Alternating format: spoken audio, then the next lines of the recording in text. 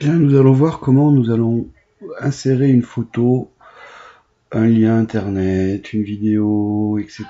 dans un forum. C'est dans un message que vous voulez faire. D'abord, il faut mettre un sujet. Si vous créez un nouveau sujet, si c'est une réponse, vous n'avez pas besoin de changer le sujet. Si c'est un nouveau sujet, on met un nouveau sujet. Donc on tape sur essai. Ensuite, on peut donc faire plusieurs choses. On peut citer une personne, donc il suffit de cliquer sur citer et ensuite d'intégrer en copiant le message d'un autre et le mettre à l'intérieur des deux cotes. Nous pouvons insérer un lien image, c'est-à-dire que là il faut que j'aille sur internet trouver une image quelconque que je vais avoir envie d'intégrer. Par exemple celle-ci, copier l'URL de l'image et on pourra la mettre ici. Voilà, je copie et j'insère. Voilà. On peut aussi insérer un lien, c'est-à-dire une redirection vers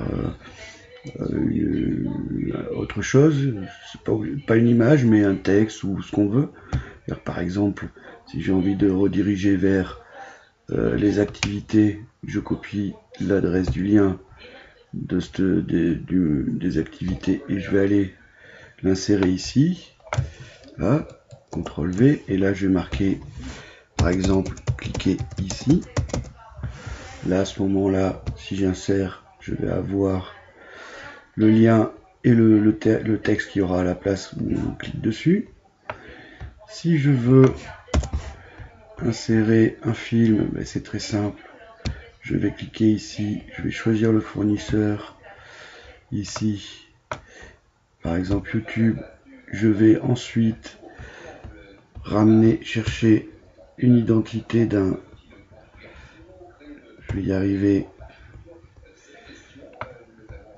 d'un élément YouTube,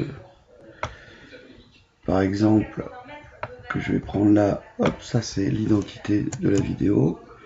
Je vais la copier et la ramener dans l'identité ici. CTRL V, toujours pareil, insertion de la vidéo, elle se fait.